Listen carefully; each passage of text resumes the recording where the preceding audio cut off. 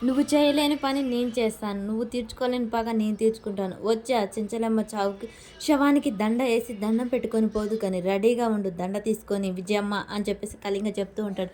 నువ్వు చెప్పినట్టు కోరుకునే పగ కాదు నాది. చనిపోవడం ఏంటి 2 నిమిషాల పని. అది ఎంతసేపు ఒకరోజు 2 రోజులు బాధ ఉంటుంది. అంతేకాని జీవితాంతం ఉండదు.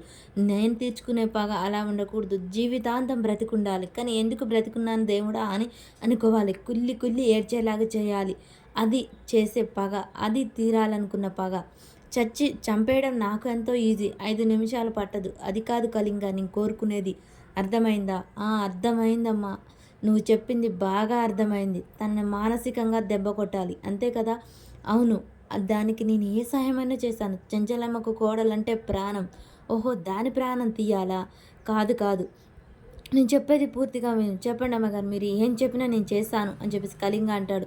సింధూర్ అంటే తనకు చాలా పంచ ప్రాణాలు. ఆ ప్రాణం మీద మనం దెబ్బ కొడితే అప్పుడు వే అదే నలిగి నలిగి చనిపోతుంది. కాబట్టి నువ్వు ఆ చెంచలమ్మ కోడలు సింధూర మెడలో తాళి కట్టాలి.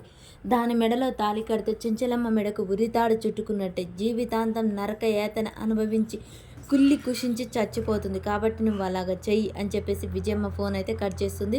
సరే చేస్తా సింధూర నీ పని పడతానే అని కళింగ అయితే అనుకుంటాడు. మరి సింధూర మెడలో తాళి కడతాడా?